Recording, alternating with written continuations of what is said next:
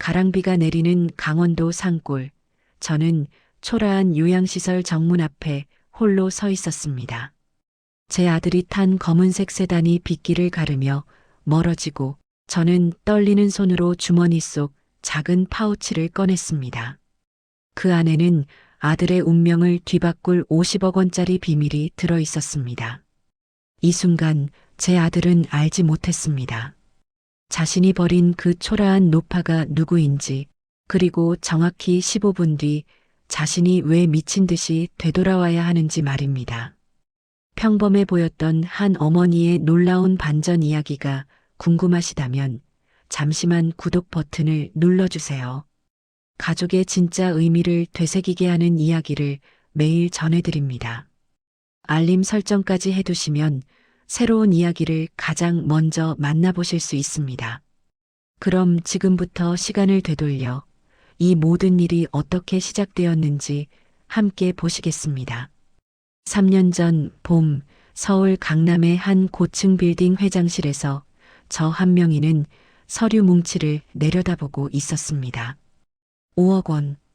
회사 계좌에서 사라진 돈의 액수였습니다. 비서실장 오민석이 조심스럽게 보고했습니다.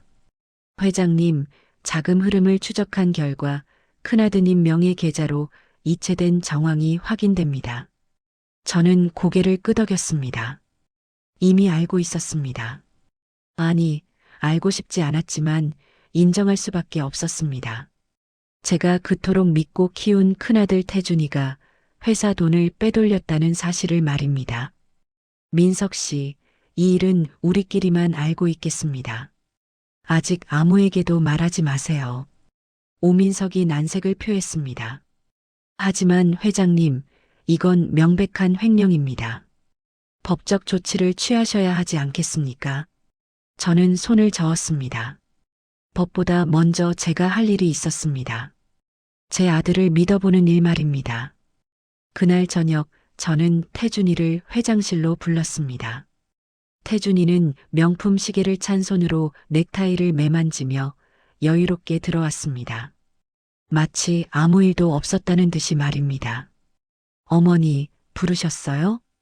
저는 서류를 태준이 앞에 내밀었습니다. 태준아, 이게 뭐니? 태준이의 얼굴이 순식간에 굳어졌습니다. 하지만 곧 태연한 표정을 지으며 대답했습니다. 어머니, 그건 제가 회사 투자건으로 긴급하게 필요해서 잠깐 빌린 겁니다. 곧 돌려드릴 생각이었어요. 투자? 태준아, 어머니한테 거짓말하는 거니? 태준이는 입술을 깨물었습니다. 그리고는 갑자기 눈물을 글썽이며 제 손을 잡았습니다. 어머니, 죄송해요. 제가 잠깐 정신이 없었어요. 꼭 갚을게요. 다시는 이런 일 없을 거예요. 저는 태준이의 눈을 들여다봤습니다. 진심일까요? 아니면 또 거짓말일까요? 그때의 저는 판단할 수 없었습니다. 그냥 믿고 싶었습니다. 제가 낳은 아들을 말입니다. 알았다. 이번만이다. 다시는 이런 일 없어야 한다. 네, 어머니. 정말 감사합니다. 태준이는 고개를 숙여 인사하고 나갔습니다. 하지만 회장실 문이 닫히는 순간 그의 입가에 번진 차가운 미소를 저는 보지 못했습니다. 그로부터 한 달 후 저는 청천벽력 같은 소식을 들었습니다. 5억 원 횡령 사건이 검찰에 제보되었다는 것이었습니다. 더 충격적인 건 모든 증거가 저를 범인으로 만들어져 있다는 사실이었습니다. 서류에는 제 도장이 찍혀 있었고 계좌 이체 기록에는 제 승인이 남아 있었습니다. 누군가 치밀하게 저를 범인으로 만들어 놓은 것이었습니다. 경찰이 회장실로 들이닥쳤을 때 태준이는 제 앞에서 울먹이며 말했습니다. 어머니, 왜 그러신 거예요? 제발 자수하세요. 저는 그 순간 깨달았습니다. 제 아들은 이미 제가 아는 그 아이가 아니라는 것을 말입니다. 유튜브 대본 마이너스 시퀀스 2. 결국 저는 구속되었습니다. 차가운 구치소 독방에서 저는 천장만 바라보며 생각했습니다. 대체 어디서부터 잘못된 걸까요? 비서실장 오민석이 면회를 왔습니다. 회장님, 제가 숨겨둔 진짜 증거들이 있습니다. 조금만 기다려주세요. 저는 고개를 끄덕였습니다.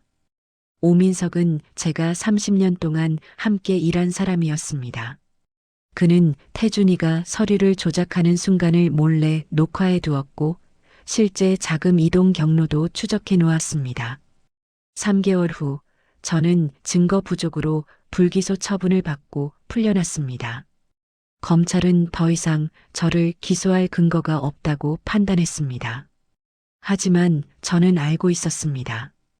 이건 끝이 아니라 시작이라는 것을 말입니다. 출소 당일 태준이는 회장실 앞에서 저를 기다리고 있었습니다. 그의 옆에는 아내 송미란도 서 있었습니다. 어머니, 오해였습니다. 저는 정말 몰랐어요. 누군가 저를 모함한 겁니다. 저는 아무 말도 하지 않았습니다. 그저 태준이를 바라볼 뿐이었습니다. 송미란도 고개를 숙인 채 저를 쳐다보지 못했습니다. 민석 씨, 제 방으로 갑시다. 회장실로 돌아온 저는 오민석과 단둘이 앉았습니다. 태준이를 계속 지켜보세요. 모든 걸 기록해 두세요. 오민석이 조심스럽게 물었습니다. 회장님, 정말 괜찮으시겠습니까? 아드님이신데요. 저는 창밖을 바라보며 대답했습니다. 괜찮을 리 없죠. 하지만 제대로 알아야겠어요.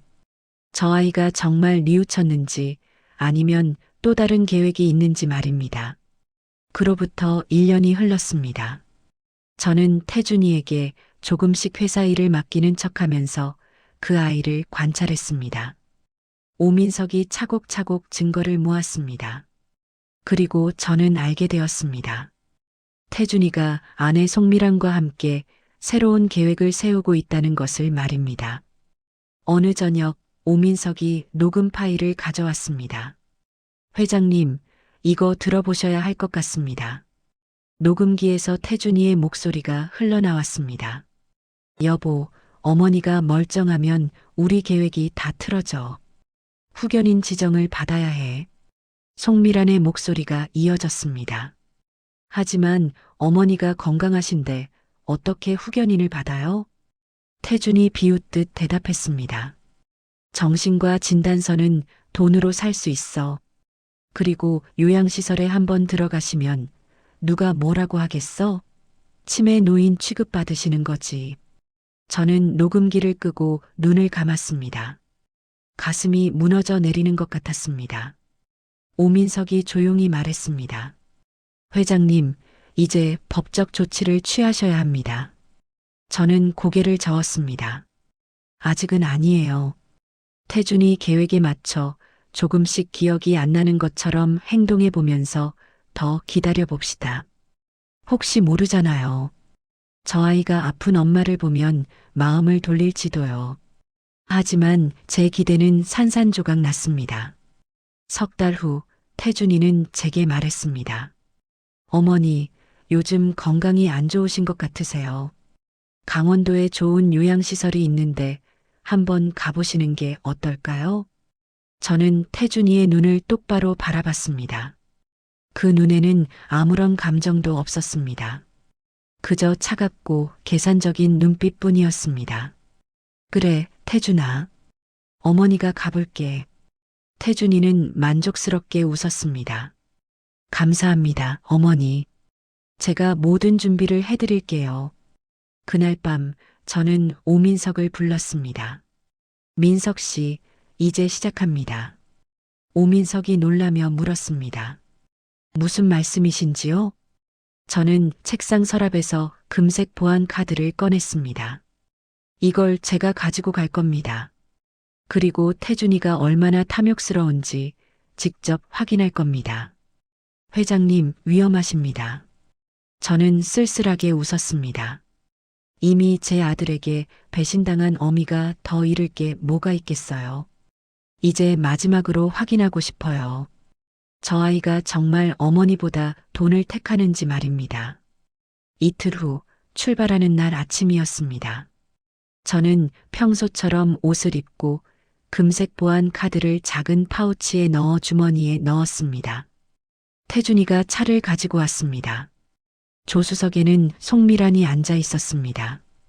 어머니, 출발하시죠. 차가 서울을 벗어나 고속도로에 올랐습니다. 저는 창밖만 바라봤습니다. 빌딩들이 점점 멀어지고 산이 보이기 시작했습니다. 태준이는 운전하면서 계속 휴대전화를 확인했습니다. 송미란도 불안한 표정으로 손톱을 물어뜯었습니다. 저는 속으로 중얼거렸습니다. 그래, 태준아. 이제 내 본 모습을 보자꾸나. 차는 빗길을 달렸습니다. 하늘에서 가랑비가 내리기 시작했습니다. 차가 요양시설 정문 앞에 멈췄습니다. 송미라는 조수석에 앉은 채 고개를 돌렸습니다. 어머니, 도착했습니다. 제가 안까지 모셔다 드릴까요? 저는 고개를 저었습니다. 괜찮다. 혼자 갈 수 있어. 태준이는 잠시 망설이는 듯 하더니 말했습니다. 그럼 어머니, 여기서 편히 지내세요. 회사 일이 바빠서 자주는 못 올 것 같습니다. 저는 고개를 끄덕이며 대답했습니다. 그래, 바쁠 텐데 신경 쓰지 마라. 태준이는 안도한 표정으로 차에 올라탔습니다. 송미란과 눈빛을 교환하더니 시동을 걸었습니다. 차가 출발하기 직전 저는 창문을 두드렸습니다. 태준이가 창문을 내렸습니다. 뭐 말씀하실 거 있으세요? 저는 태준이의 눈을 똑바로 바라보며 말했습니다. 태준아, 어머니가 너를 낳아서 키운 게 후회스럽구나. 태준이의 얼굴이 굳었습니다. 어머니, 무슨 말씀을? 저는 더 이상 말하지 않고 뒤돌아섰습니다. 차가 빗길을 가르며 멀어졌습니다. 저는 주머니에서 작은 파우치를 꺼냈습니다. 금색 보안 카드가 손바닥 안에서 차갑게 빛났습니다. 시설 관리자가 나와 저를 맞이했습니다. 어르신, 안으로 들어가시죠. 날씨가 쌀쌀하네요. 저는 관리자를 따라 시설 안으로 들어갔습니다. 복도는 어둡고 습했습니다. 소독약 냄새가 코를 찔렀습니다. 관리자가 말했습니다. 가족분들이 선택하신 방입니다. 이쪽으로 오세요. 안내받은 방은 건물 끝자락에 있었습니다. 창문은 작고 벽에는 곰팡이 자국이 보였습니다. 저는 침대에 앉아 창밖을 내다봤습니다. 빗방울이 유리창을 두드렸습니다. 한편 그 시각 태준이는 고속도로를 시원하게 달리고 있었습니다. 조수석의 송미란이 조심스럽게 물었습니다. 여보, 정말 괜찮을까요? 어머니를 저런 곳에 두고 와서. 태준이는 핸들을 꽉 쥐며 대답했습니다. 괜찮아.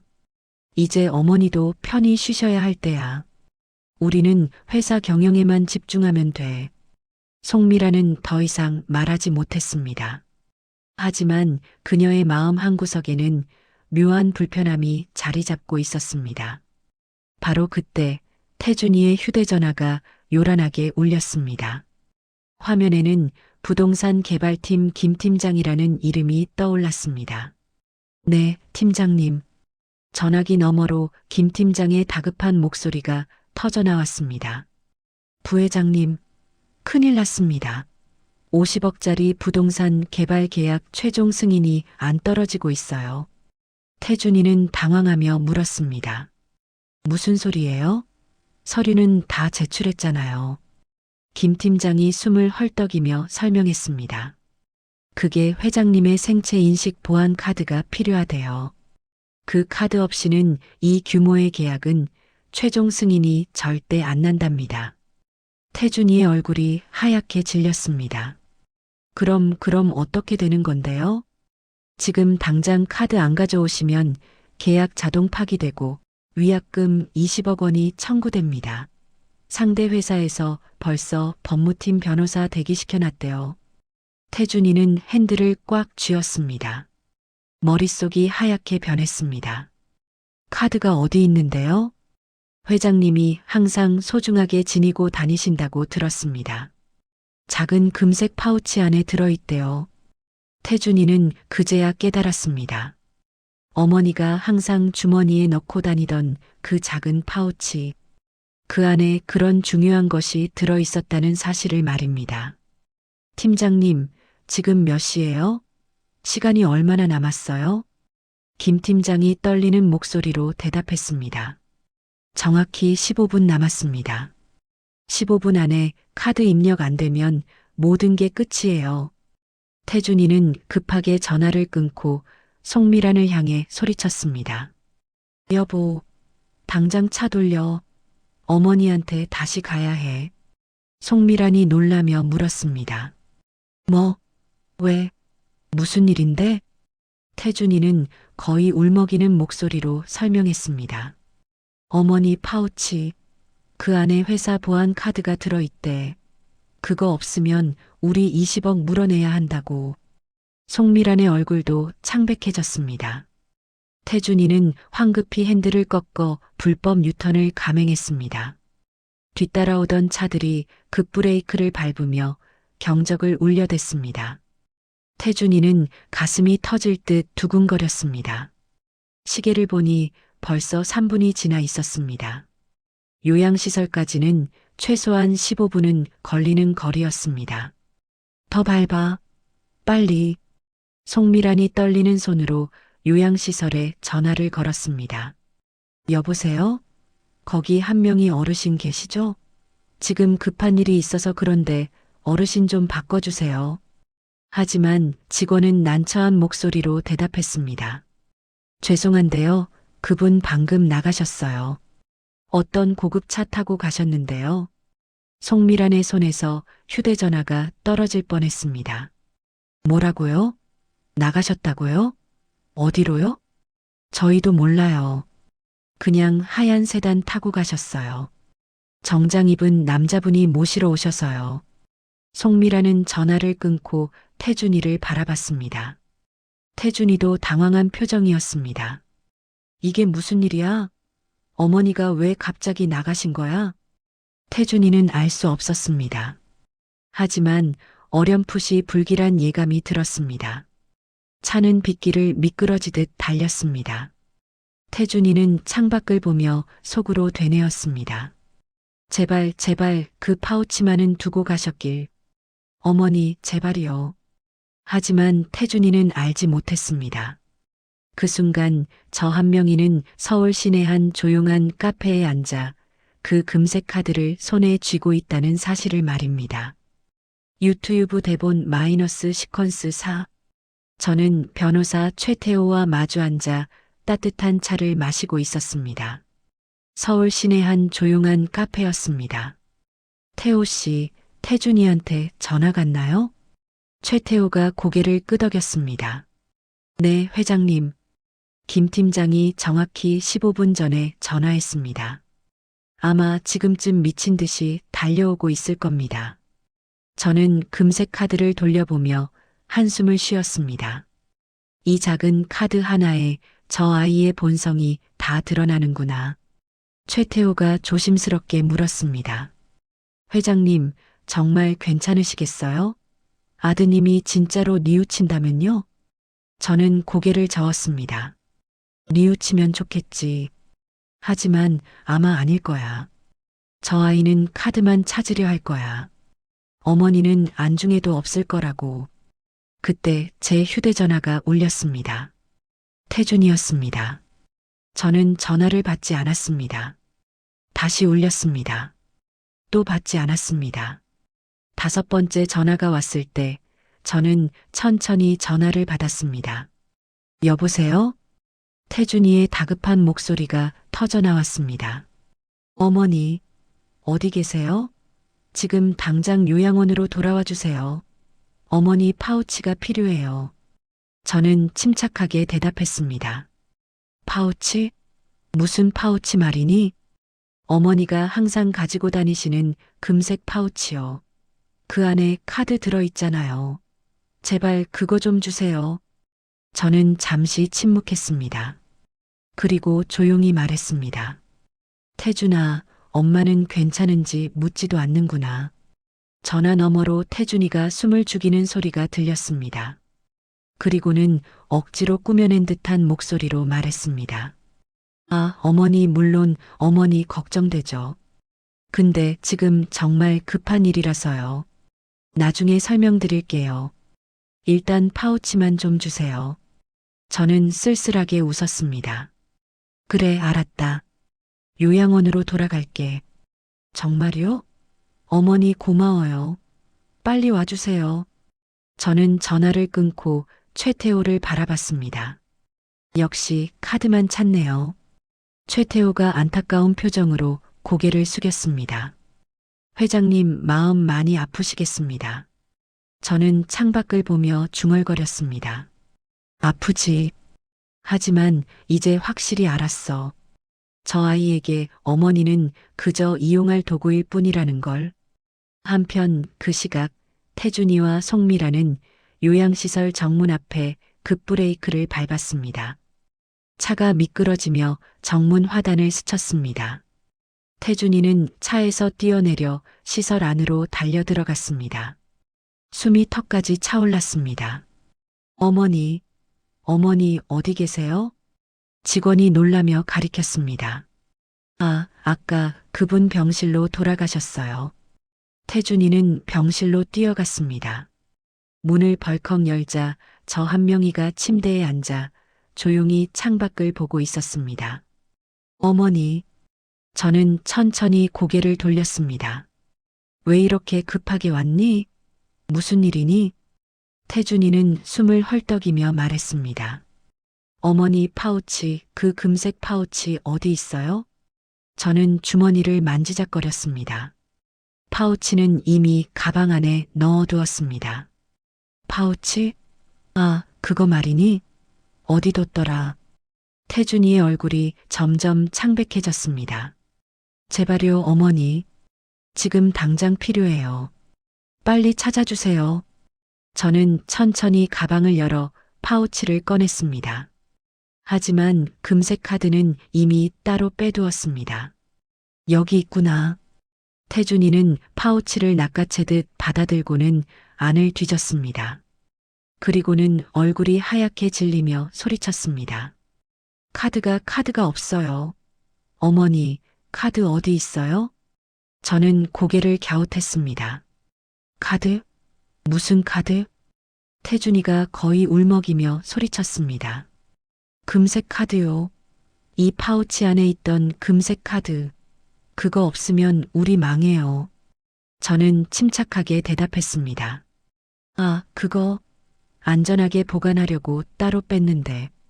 태준이의 눈이 번뜩였습니다. 어디요? 어디 뒀어요? 저는 태준이의 눈을 똑바로 바라보며 말했습니다. 태준아, 어머니한테 부탁할 게 있으면 어떻게 해야 하니? 태준이는 잠시 멈칫했습니다. 그리고는 억지로 웃으며 말했습니다. 어머니, 제발 카드 좀 주세요. 제가 잘못했어요. 진짜 급해요. 저는 고개를 저었습니다. 급한 건 알겠는데 엄마는 왜 여기 있는지 아니? 태준이의 표정이 일그러졌습니다. 하지만 꾹 참으며 대답했습니다. 어머니 편히 쉬시라고요. 저는 쓸쓸하게 웃었습니다. 그래, 편히 쉬라고. 버린 거지. 어머니.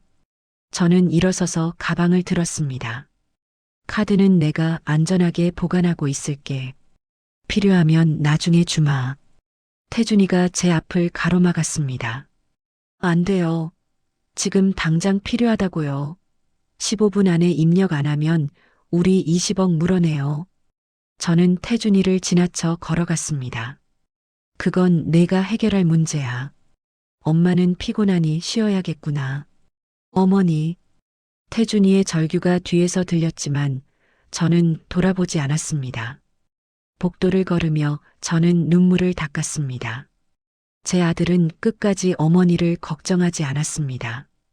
오직 그 카드만 찾았습니다. 저는 시설 밖으로 나와 대기하고 있던 최태호의 차에 올라탔습니다. 최태호가 조용히 물었습니다. 회장님, 괜찮으십니까? 저는 고개를 끄덕였습니다. 괜찮아요. 이제 확실히 알았으니까요. 차가 출발했습니다. 백미러로 보니 태준이가 요양시설 앞에 주저앉아 머리를 감싸쥐고 있었습니다. 송미란이 그 옆에서 어쩔 줄 몰라 하고 있었습니다. 저는 창밖을 바라보며 중얼거렸습니다. 이제 시작이야. 태준이는 요양시설 복도에 주저앉아 머리를 감싸쥐었습니다. 송미란이 다급하게 휴대전화를 확인하며 말했습니다. 여보, 이제 5분밖에 안 남았어. 어떻게? 태준이는 떨리는 손으로 김 팀장에게 전화를 걸었습니다. 팀장님, 조금만 시간을 더 달라고 해주세요. 제발이요. 김 팀장의 목소리는 절망적이었습니다. 부회장님, 상대 회사에서 1초도 안 기다린대요. 시간 되면 바로 위약금 청구 들어간답니다. 태준이는 전화를 끊고 다시 병실로 뛰어들어갔습니다. 하지만 병실은 텅 비어 있었습니다. 어머니, 어머니. 직원이 복도에서 고개를 내밀며 말했습니다. 아까 그분 차 타고 가셨어요. 태준이는 창문으로 달려가 밖을 내다봤습니다. 이미 한명희를 태운 차는 산길 아래로 사라진 뒤였습니다. 송미란이 황급히 차 키를 꺼내며 소리쳤습니다. 쫓아가요. 빨리. 하지만 이미 늦었습니다. 태준이의 휴대전화가 울렸습니다. 김 팀장이었습니다. 부회장님, 시간 끝났습니다. 계약 자동 파기됐고 위약금 청구 들어왔습니다. 태준이는 휴대전화를 놓칠 뻔했습니다. 20억이라고요? 네. 그리고 이 소식이 업계에 퍼지면 우리 회사 신용도에도 큰 타격입니다. 태준이는 전화를 끊고 송미란을 바라봤습니다. 어떻게 우리 20억 어디서 구해? 송미란도 창백한 얼굴로 고개를 저었습니다. 은행 대출도 한계예요. 회사 유동 자금도 바닥인데. 두 사람은 차 안에서 한동안 말없이 앉아 있었습니다. 빗소리만 차창을 두드렸습니다. 태준이가 주먹으로 핸들을 내리쳤습니다. 다 어머니 때문이야. 카드 하나만 주면 될 일을. 송미라는 남편을 바라봤습니다. 처음으로 의문이 들었습니다. 정말 어머니 잘못일까? 우리가 너무 욕심을 부린 건 아닐까? 하지만 입 밖으로 꺼내지는 못했습니다.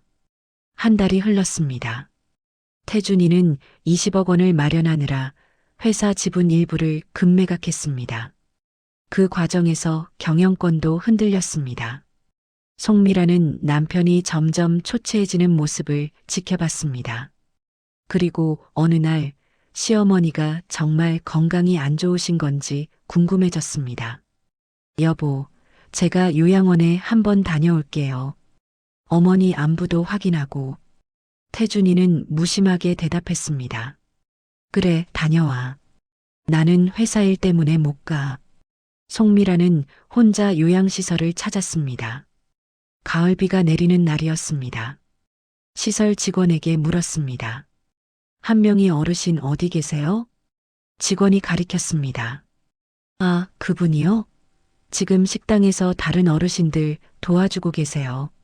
송미라는 식당으로 갔습니다. 그리고 그곳에서 본 광경에 얼어붙었습니다. 한명희는 깔끔한 앞치마를 두르고 거동이 불편한 할머니를 부축해 식사를 도와드리고 있었습니다. 할머니, 천천히 드세요. 제가 도와드릴게요. 그 모습은 치매 노인이 아니었습니다. 완전히 멀쩡한, 아니, 오히려 다른 어르신들을 돌보는 건강한 모습이었습니다. 송미라는 숨이 막혔습니다. 시어머니는 아프지 않았다. 우리가 멀쩡한 분을 여기 가뒀구나. 바로 그때 한명희가 고개를 돌려 송미란과 눈이 마주쳤습니다. 송미란은 본능적으로 뒤로 물러섰습니다. 한명희는 송미란을 향해 천천히 걸어왔습니다. 그리고 복도로 송미란을 이끌었습니다. 미란아, 앉아라. 두 사람은 복도 벤치에 앉았습니다. 송미라는 떨리는 목소리로 물었습니다. 어머니 건강하시잖아요. 왜 여기 계세요?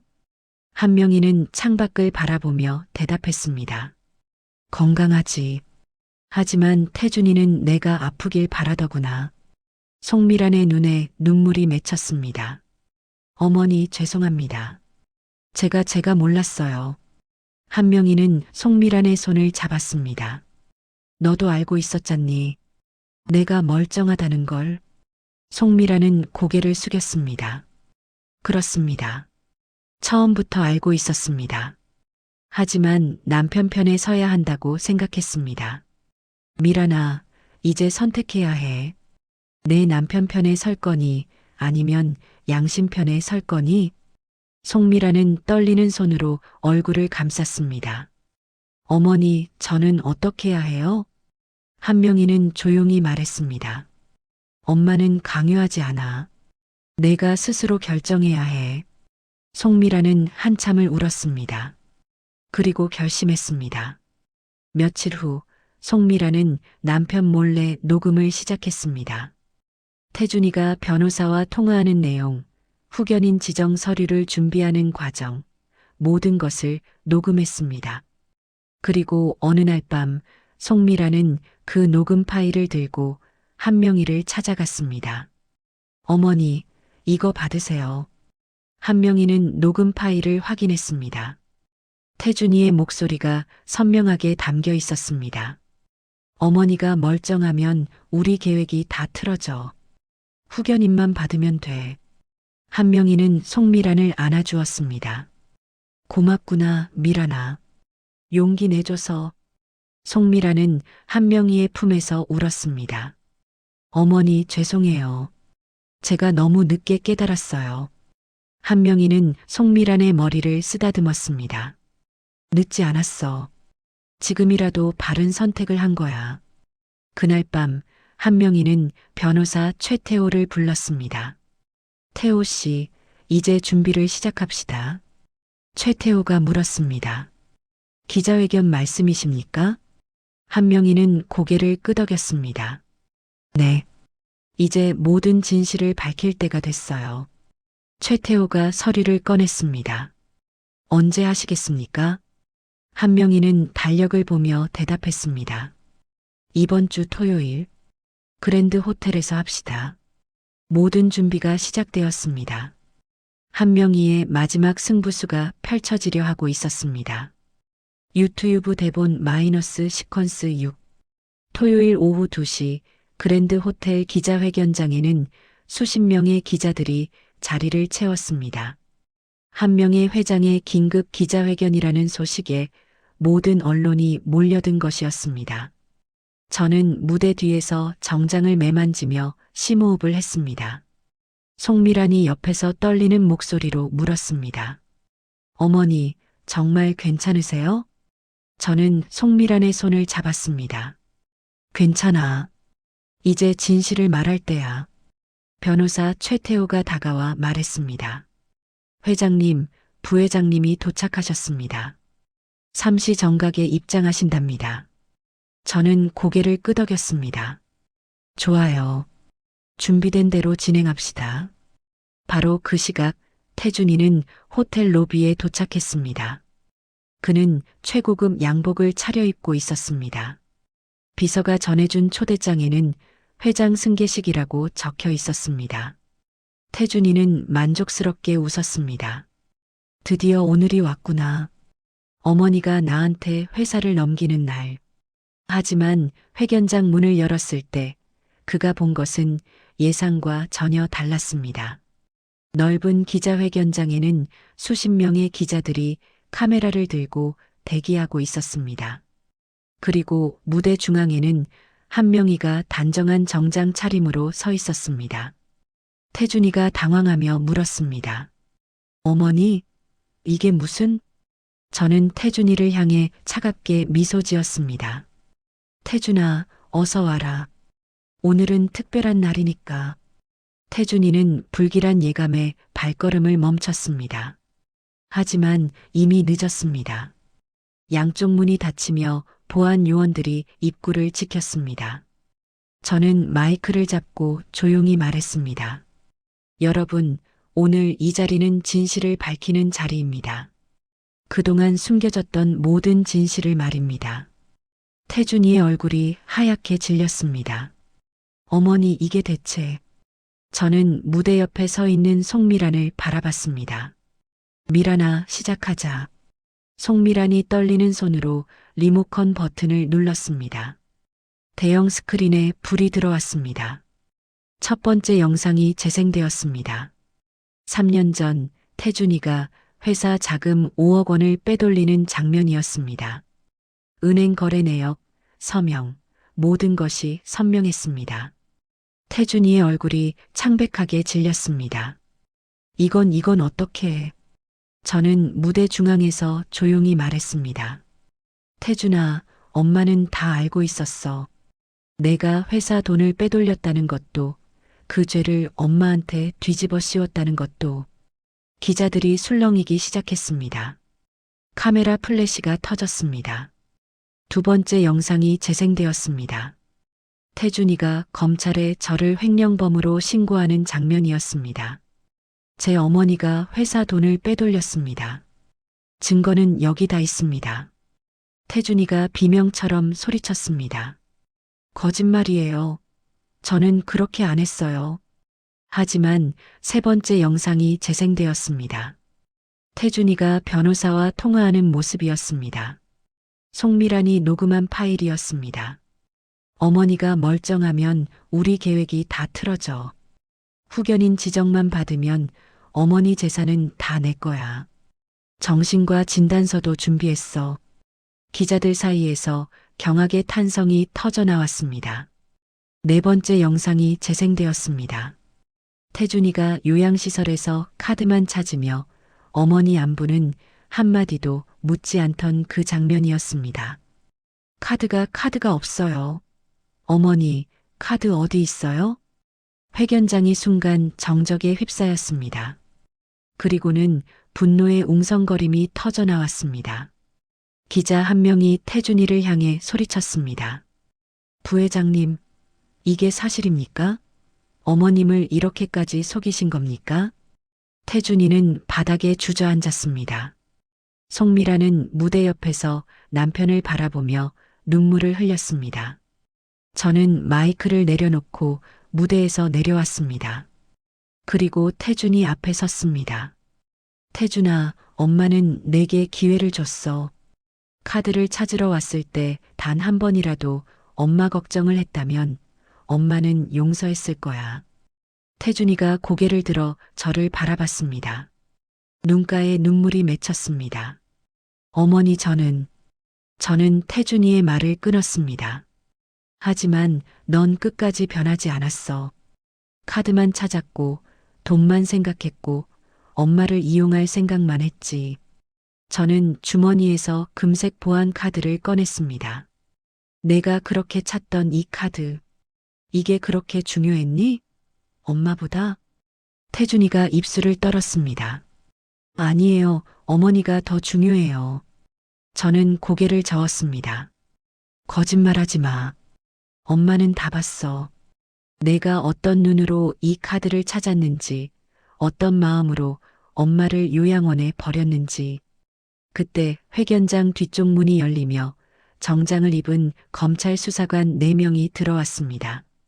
수사관 한 명이 태준이에게 다가와 말했습니다.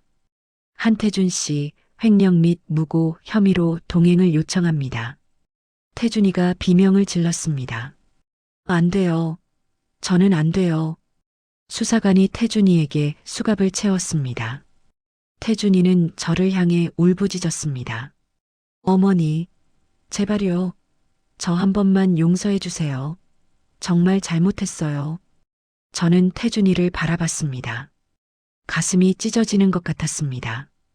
태준아, 엄마는 너를 용서하고 싶어. 정말 그러고 싶어.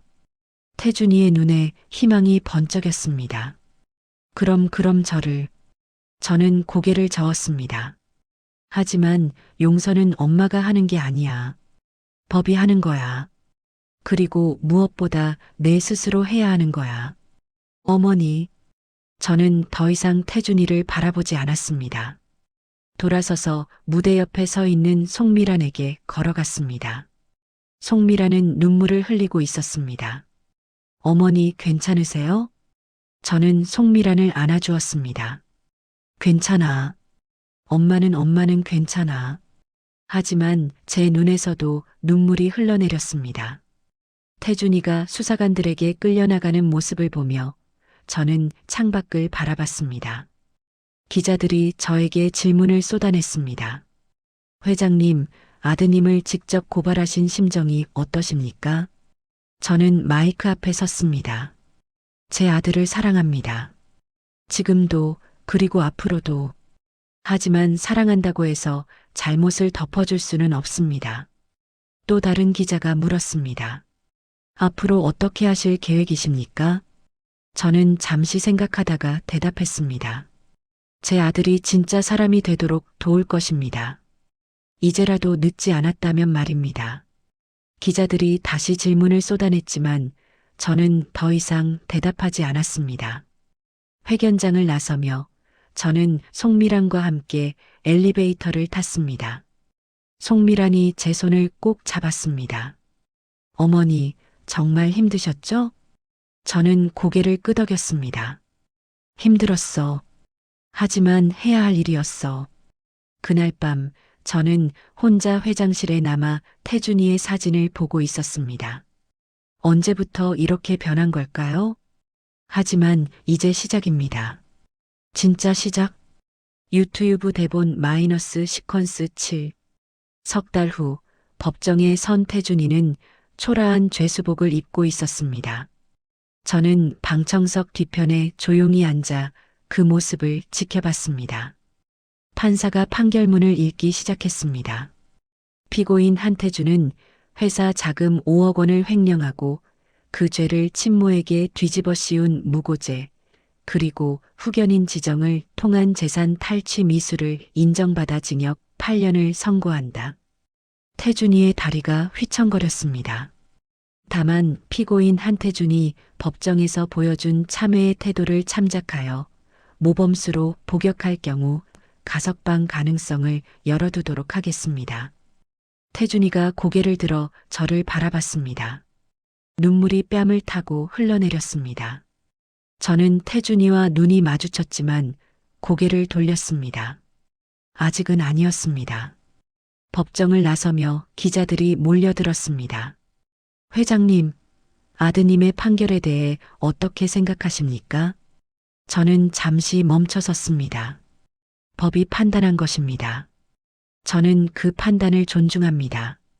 그날 저녁 인천공항 입국장에 한 젊은 남성이 나타났습니다. 바로 제 차남 한태민이었습니다. 저는 공항으로 직접 나가 태민이를 맞이했습니다. 태민이는 저를 보자마자 달려와 안겼습니다. 어머니, 태민아, 우리 태민이 많이 컸구나. 차 안에서 태민이가 물었습니다. 어머니, 형은 정말 그런 짓을 한 거예요? 저는 고개를 끄덕였습니다. 그래, 내 형은 길을 잃었어. 하지만 다시 찾을 수 있을 거야. 태민이의 표정이 어두워졌습니다. 형을 미워하지 마세요, 어머니. 저는 태민이의 손을 잡았습니다. 미워할 리 없지. 그래도 내가 낳은 아들인데. 그날부터 저는 새로운 일을 시작했습니다. 태준이가 저를 보냈던 요양시설을 인수하여 따뜻한 품 복지재단으로 새롭게 개편한 것입니다. 변호사 최태호가 물었습니다. 회장님, 왜 하필 그 요양시설을 인수하시는 겁니까? 저는 시설 정문에 걸린 새 간판을 올려다보며 대답했습니다. 태준이가 저를 버렸던 곳이에요. 그리고 제가 가장 외로웠던 곳이죠. 이제 이곳을 아무도 외롭지 않은 곳으로 만들고 싶어요.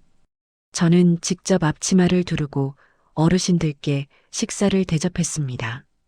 매일 아침 4시에 일어나 국을 끓이고 밥을 짓고 반찬을 준비했습니다. 송미란도 저를 도왔습니다. 그녀는 남편과 이혼 절차를 밟고 있었지만 시어머니 곁을 떠나지 않았습니다. 어머니, 제가 할게요. 어머니는 좀 쉬세요. 저는 송미란의 손을 잡았습니다. 고맙구나, 미란아. 내가 있어서 엄마가 힘이 난다. 어느 저녁 어르신 한 분이 제 손을 잡으며 말씀하셨습니다. 아드님 소식은 들으셨어요? 저는 고개를 끄덕였습니다. 네. 교도소에서 모범수로 지내고 있다고 들었어요. 언제 한번 면회 가보시지 그래요? 저는 쓸쓸하게 웃었습니다. 아직은 아니에요. 아직은 제 마음도 저 아이 마음도 준비가 안 됐어요. 2년이 흘렀습니다. 어느 가을날 재단 사무실로 한 통의 편지가 도착했습니다. 발신인은 한태준이었습니다. 저는 편지를 한참 동안 들여다보다가 천천히 봉투를 열었습니다. 어머니께. 저는 매일 어머니를 생각합니다. 제가 어머니께 얼마나 큰 상처를 드렸는지 이제야 깨닫고 있습니다. 교도소에서 저는 매일 봉사활동을 하고 있습니다. 청소도 하고 빨래도 하고 다른 수감자들을 돕기도 합니다. 처음에는 형을 줄이려는 마음에서 시작했습니다. 하지만 이제는 다릅니다. 진심으로 제가 변하고 싶습니다. 어머니, 제가 정말 변할 수 있을까요? 어머니께서 다시 저를 아들로 받아주실 수 있을까요? 답장은 하지 않으셔도 괜찮습니다. 저는 그냥 어머니께서 건강하시길 바랄 뿐입니다. 사랑합니다, 어머니. 태준 올림. 저는 편지를 읽고 또 읽었습니다. 눈물이 편지 위로 떨어졌습니다. 송미란이 들어와 제 어깨를 토닥였습니다. 어머니, 태준 오빠 편지예요? 저는 고개를 끄덕였습니다. 그래, 태준이가 변하고 있나 봐. 송미란이 조심스럽게 물었습니다. 면회 가보실 거예요? 저는 한참을 고민하다가 고개를 저었습니다. 아직은 아니야. 조금 더 기다려보자. 석 달 후 태준이가 모범수로 가석방되었다는 소식이 들려왔습니다. 최태호가 보고했습니다. 회장님, 아드님께서 출소하셨습니다. 그런데 재단으로 오시는 대신 다른 곳으로 가셨답니다. 저는 놀라며 물었습니다. 다른 곳이요? 네. 지방의 한 요양원입니다. 거기서 급식 봉사를 시작하셨다고 합니다. 저는 가슴이 뭉클했습니다. 그래요, 그 아이가 정말 변했나 봐요. 일주일 후 저는 몰래 그 요양원을 찾아갔습니다. 멀리서 태준이의 모습이 보였습니다. 낡은 작업복을 입고 머리를 단정하게 자른 채 어르신들께 식사를 나르고 있었습니다. 한 할머니가 국을 쏟으시자 태준이가 황급히 달려가 닦아드렸습니다. 할머니, 괜찮으세요? 제가 새로 가져다 드릴게요. 천천히 드세요. 그 모습을 보며 저는 눈물을 닦았습니다. 최태호가 조용히 말했습니다. 회장님, 들어가 보시지 않으시겠습니까? 저는 고개를 저었습니다. 아니요. 아직은 아니에요. 왜요? 저는 태준이를 바라보며 대답했습니다. 저 아이가 스스로 찾아올 때까지 기다리고 싶어요. 엄마가 먼저 손 내밀면 저 아이는 또 기댈지도 몰라요. 이번엔 스스로 서야 해요. 다음 날 저는 익명으로 도시락을 요양원에 보냈습니다. 태준이가 어렸을 때 좋아하던 미역국과 계란말이가 들어 있었습니다. 그리고 며칠 후 태준이가 재단으로 편지를 보냈습니다. 어머니, 도시락 감사했습니다. 어머니인 줄 알았어요. 저는 아직 어머니를 뵐 자격이 없다고 생각합니다. 하지만 언젠가 정말로 떳떳한 사람이 되었을 때, 그때 어머니 앞에 서겠습니다. 그때까지 기다려주세요. 저는 편지를 가슴에 안고 창밖을 바라봤습니다. 사계절이 더 흘렀습니다. 이제 진짜 마지막을 향해 가고 있었습니다. 유튜브 대본 마이너스 시퀀스 8 마지막. 어느 봄날 재단 정원에서 송미란과 차남 태민이가 꽃을 심고 있었습니다. 태민이는 이제 재단 운영을 돕고 있었습니다. 태민이가 물었습니다. 어머니, 형은 언제 와요? 저는 태민이의 머리를 쓰다듬으며 대답했습니다. 곧 올 거야. 조금만 기다려. 그때 정문 쪽에서 누군가 걸어오는 모습이 보였습니다. 저는 고개를 들었습니다. 태준이었습니다. 3년 만에 보는 큰아들은 많이 달라져 있었습니다.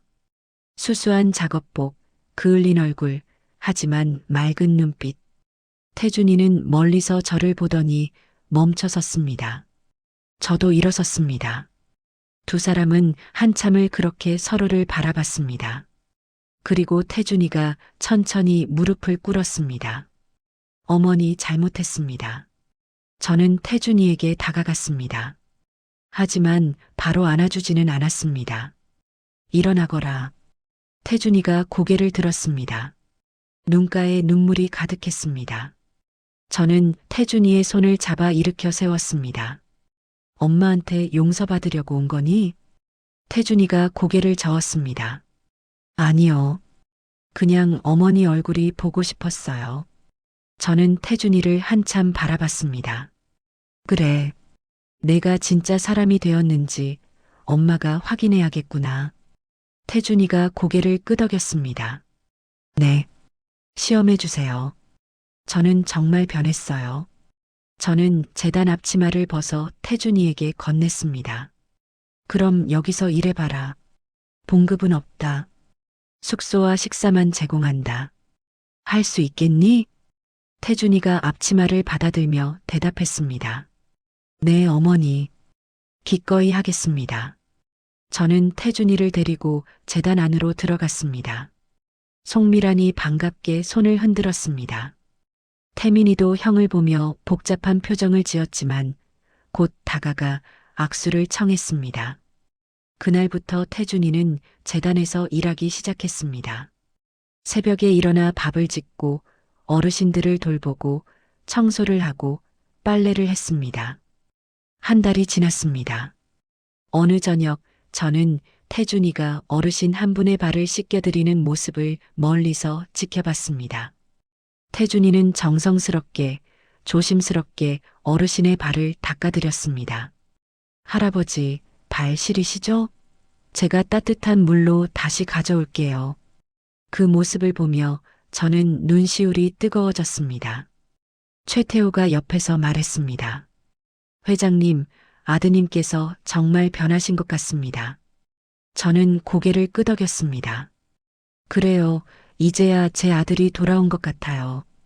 그날 밤 저는 태준이를 불러 함께 차를 마셨습니다. 태준아, 힘들지 않니? 태준이가 미소 지으며 대답했습니다. 힘들어요. 하지만 행복해요. 처음으로 제가 누군가에게 도움이 되고 있다는 느낌이 들어요. 저는 태준이의 손을 잡았습니다. 엄마가 미안하다. 제대로 가르치지 못해서. 태준이가 고개를 저었습니다. 아니에요, 어머니. 제가 잘못했어요. 어머니는 끝까지 저를 기다려 주셨잖아요. 두 사람은 한참을 말없이 앉아 있었습니다. 그리고 저는 조용히 말했습니다. 태준아, 엄마가 너한테 물려줄 게 있어. 태준이가 고개를 들었습니다. 저는 책상 서랍에서 낡은 파우치를 꺼냈습니다. 50억 원짜리 비밀이 들어있던 바로 그 파우치였습니다. 하지만 이제 그 안에는 채권도 카드도 없었습니다. 대신 태민이가 그린 그림 한 장이 들어 있었습니다. 할머니와 두 아들과 며느리가 손을 잡고 웃고 있는 그림이었습니다. 이게 엄마가 너한테 주고 싶은 진짜 유산이야. 태준이가 그림을 꺼내보며 눈물을 흘렸습니다. 어머니, 저는 태준이를 꼭 안아주었습니다. 돈은 줄수록 손이 시려진다. 하지만 사랑은 나눌수록 손이 따뜻해져. 이제 그걸 알았지? 태준이가 제 품에 안겨 흐느꼈습니다. 네, 어머니. 이제 알았어요. 창밖으로 봄비가 내리기 시작했습니다. 가랑비가 정원의 꽃들을 부드럽게 적셔주었습니다. 저는 창밖을 바라보며 중얼거렸습니다. 이제 시작이야. 진짜 시작? 송미랑과 태민이가 들어왔습니다. 태민이가 태준이를 보며 물었습니다. 형, 이제 우리랑 같이 살아요? 태준이가 태민이를 안아들며 웃었습니다. 그럼 형이 태민이 많이 사랑해 줄게. 저는 그 모습을 보며 미소 지었습니다. 3년 전 제가 요양시설 정문 앞에 홀로 섰을 때 저는 절망했습니다. 하지만 그 절망 끝에서 저는 진짜 가족을 되찾았습니다. 돈이 아닌 사랑으로, 권력이 아닌 용서로, 화려함이 아닌 따뜻함으로 이어진 가족을 말입니다. 밤이 깊어갔습니다. 재단 식당에서는 내일 어르신들께 대접할 음식을 준비하는 소리가 들렸습니다. 태준이와 송미랑과 태민이가 함께 웃으며 요리하는 모습이 보였습니다. 저는 그 모습을 지켜보며 조용히 기도했습니다. 감사합니다. 제 아들을 돌려주셔서. 그리고 천천히 눈을 감았습니다. 50억짜리 비밀은 이제 더 이상 비밀이 아니었습니다. 진짜 유산은 돈이 아니라 사랑이라는 것. 그것이 바로 제가 아들들에게 물려준 가장 큰 재산이었습니다. 3년 전 그 가랑비 내리던 날, 저는 금색 파우치를 쥐고 홀로 서 있었습니다. 그때 저는 알지 못했습니다. 그 파우치 안에 든 진짜 보물은 카드가 아니라 제가 아들을 다시 만날 수 있는 기회였다는 것을 말입니다. 이제 저는 압니다. 가족이란 버릴 수 없는 것이 아니라 다시 찾아야 하는 것이라는 걸 말입니다. 그리고 진짜 부자는 돈을 많이 가진 사람이 아니라 사랑하는 사람들과 함께 있는 사람이라는 것을 말입니다. 재단 정원에 봄꽃이 만발했습니다. 저는 아들들과 며느리와 함께 그 꽃길을 걸었습니다. 이제 진짜 시작입니다. 사랑으로 이어진 우리 가족의 새로운 시작 말입니다.